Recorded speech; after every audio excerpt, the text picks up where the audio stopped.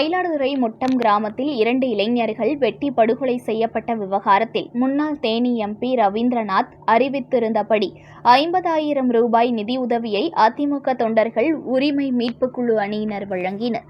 மயிலாடுதுறை மாவட்டம் பெரம்பூர் காவல் நிலைய எல்லைக்குட்பட்ட முட்டம் கிராமத்தைச் சேர்ந்த ஹரிசக்தி ஆகிய 2 இளைஞர்கள் பிப்ரவரி 14ஆம் தேதி சாராய வியாபாரிகளால் படுகொலை செய்யப்பட்டனர். இந்த சம்பவத்திற்கு தேனி முன்னாள் எம்பியும் முன்னாள் முதல்வர் ஓ பன்னீர்செல்வத்தின் மகனுமான ரவீந்திரநாத் கண்டனம் தெரிவித்து பிப்ரவரி 16ஆம் தேதி அறிக்கை வெளியிட்டார். கொலை, கொள்ளைகள், வன்முறை, கள்ளச்சாராயம், போதைப்பொருள் விற்பனை, தமிழ்நாட்டில் சட்டம் ஒழுங்கை நிலைநிறுத்த தவறிய திமுக அரசுக்கு கடும் கண்டனம் என்ற தலைப்பில் அவர் வெளியிட்ட அறிக்கையில் கொலையான இருவரது குடும்பத்தினருக்கும் 50,000 ரூபாய் நிதியுதவி வழங்குவதாக அறிவித்திருந்தார்.